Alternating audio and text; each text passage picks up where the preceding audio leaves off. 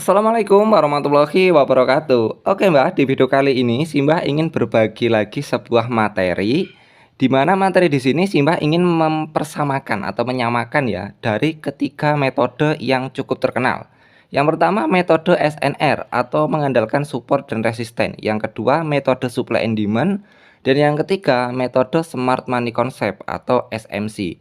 Dari ketiga metode ini sebenarnya sama Mbak ya.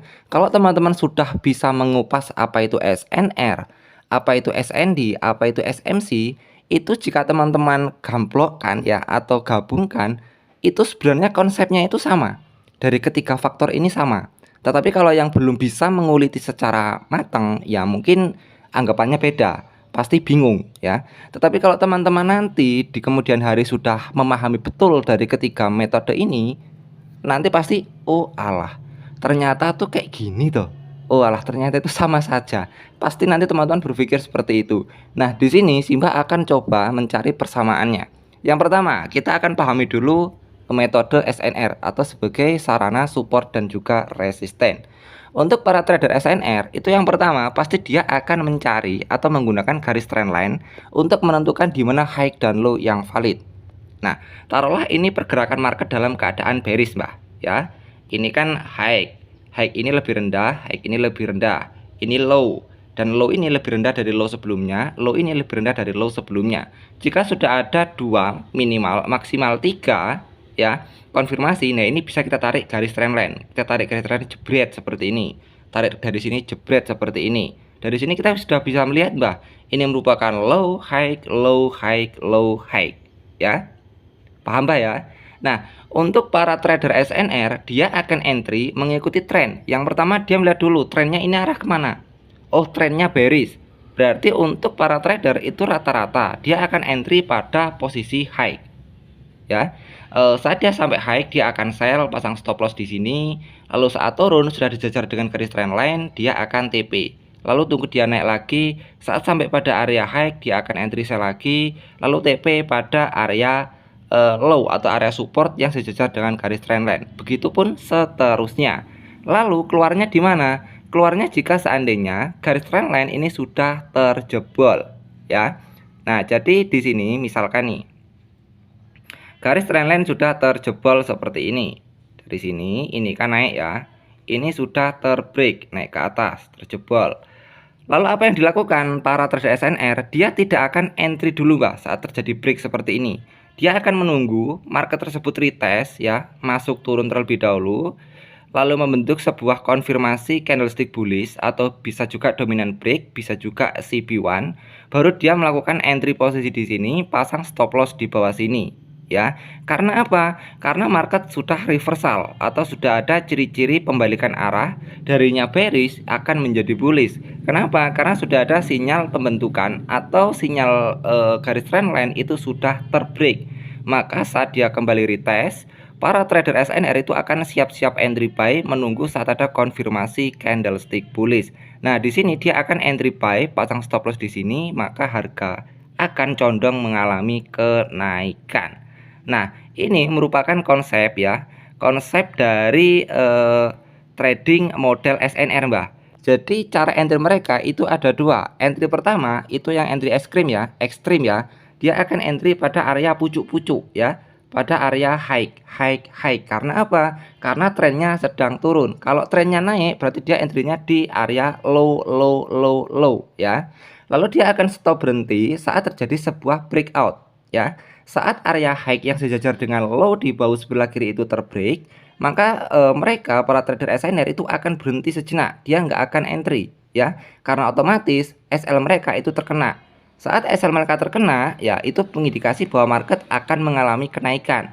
Maka dia akan tunggu saat dia turun kembali ke zona SNR-nya sebelum dia entry buy. Nah, pasang SL di bawahnya, maka harga akan condong naik karena sudah ada reversal atau pola pembalikan arah. Oke, jadi paham ya untuk yang SNR. Selanjutnya kita akan masuk ke trader versi SND atau trader yang biasa menggunakan supply and demand sebagai area entry posisi. Konsepnya masih sama saja Mbak. SND itu jika market dalam keadaan trend bearish, ya pasti dia juga melihat trennya terlebih dahulu. Trennya kemana? Bearish, lalu menandai zona supply and demand. Supply and demand itu jika teman-teman sering lihat mappingan Simbah ya, pasti ada top supply, ada top demand yang sering Simbah tandai warna merah. Top supply itu adalah high, top demand itu adalah low. Jadi yang sebelah sini itu adalah demand area atau top demand, ini top supply, top demand, top supply, top demand, top supply. Ya, jadi letak titik krusial pada pergerakan market jika menggunakan SND itu ada pada top supply-nya jika keadaan market bearish. Karena apa? Jika supply area ini terbreak, maka terjadi sebuah reversal pembalikan arah. Jika market dalam keadaan bullish, berarti yang menjadi titik krusial itu adalah top demand-nya. Jika top demand-nya terbreak, maka akan terjadi sebuah reversal. Sebagai contoh, di sini Simbah akan mapping zone terlebih dahulu. Taruhlah ini adalah Simbah mapping zone. Nah, zone ini atau zona high. Nah, jadi kenapa Simbah membuat persamaan ya? High di SNR atau swing high ya di level SNR, jika di SND itu adalah top supply, Mbak. Ya, ini adalah top supply-nya. Jadi saat market condong mengalami penurunan seperti ini, dia naik dan top supply-nya ini terbreak. Mana tadi? Ntar dulu, Mbak. Top supply-nya ini terbreak ya. Maka di sini trader SND itu akan diam sementara sampai dia kembali turun masuk ke zona SND-nya sebelum melanjutkan entry. Nah, jadi jika level dari top supply ini sudah terbreak, lalu dia turun, maka disinilah formasi atau kita ingin melakukan entry posisi. Jadi top supply ini menjadi titik kunci untuk pembalikan arah, ya, pembalikan arah pada suatu tren. Begitupun trader SNR, ya. Swing high di bawah sebelah kiri ini menjadi konfirmasi valid setelah terjadinya break pada area trendline untuk melihat bahwa harga itu akan mengalami reversal. Jadi hanya seperti itu saja, Mbak. Ini top supply, ini top demand. Ya. Lalu jika kita menganut ilmu SMC. Nah, ilmu SMC itu kan yang pertama yang dilihat itu adalah structure marketnya, high dan low yang valid. Apakah ini low yang valid? Belum, sebelum minor high-nya itu terambil. Dia naik, turun, break, minor high-nya terambil, berarti ini menjadi low yang valid, ya. Lalu apakah ini menjadi high yang valid? Belum, sebelum area minor low-nya itu terbreak. Saat dia turun membuat minor low, dia naik, terbreak. Berarti ini valid menjadi area high. Ya, paham Pak ya? Lalu apakah ini menjadi low yang valid? Belum, sebelum minor high-nya terbreak. Ini dia naik membuat minor high, dia turun, terbreak. Berarti ini valid menjadi area low atau swing low-nya. Begitupun yang sebelah sini ataupun yang sebelah sini. Jadi konsepnya sama. Up, down, up, down, up, down. Low, high, low, high, low, high. Sama ya, Mbak ya? Lalu di sini jika trader SNR membaca bahwa di bawah sebelah kiri merupakan swing high sebagai pertanda, lalu trader SND memberikan nama top supply sebagai pertanda reversal, kalau SMC ini adalah major choke, Mbak. Paham ya, Mbak ya? Ini major choke ya, ini minor choke ya. Paham nggak, Mbak? Dan yang ini adalah inducement atau minor high. Ya, paham, Mbak? Nah, jadi area ini ya, ini low high low high low high ya. Kalau di structure market kan ya sama saja, Mbak ya. Ini adalah swing high, swing low, swing high, swing low, swing high, swing low, swing high. Nah, sebagai contoh lagi di sini, Mbak. Ini kalau di SMC ini adalah level inducement, Mbak. Nah, paham ra, Mbak? Ki kudune paham lah, nara paham ya kebangetan banget. Ini seandainya harga naik nih, membuat sebuah high. Lalu dia turun, ini merupakan low yang valid. Dia naik, membuat sebuah minor low kecil. Lalu turun, lalu naik ke atas. Nah, area high yang terbentuk sebelumnya ini menjadi area inducement. Ingat nggak, kalau SMC itu biasanya dia no inducement, no setup. Jika tidak ada inducement, dia tidak akan entry posisi. Saat market pergerakan sudah mengambil zona inducement, maka zone ini ya, Zona high di paut sebelah kiri ini bertindak sebagai major choke, Mbak. Ya, sebagai major choke atau sebagai order block terkuat di galaksi atau order block terkuat di bumi. Karena apa? Selagi trennya masih bearish, saat dia masuk ke zona tersebut akan ada condong dia akan turun. Begitupun sebaliknya, zona ini tak tandai lagi. Juga menjadi zona order block terkuat di galaksi, ya. Karena apa? Karena dia sudah mengambil inducement yang di sebelah sini. Ini tak tandain lagi. Ini sudah tak sederhanakan sedemikian rupa, kalau nggak paham juga yo nemen.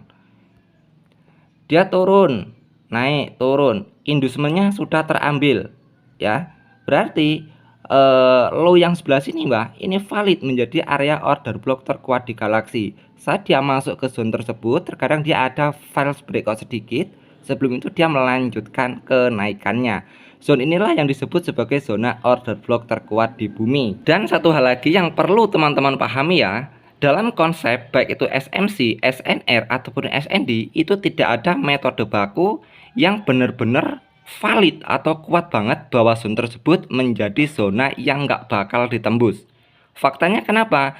Meskipun dalam SMC ini merupakan order block terkuat di galaksi, ini merupakan order block terkuat di galaksi, tetapi jika trennya itu berubah arah, maka zona ini pun akan kejebol, Mbak.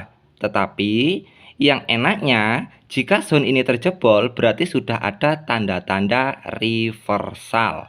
Oke, tetapi selagi zone itu masih trennya bearish, maka zone-zone ini menjadi order block terkuat di galaksi selama inducementnya sudah keambil.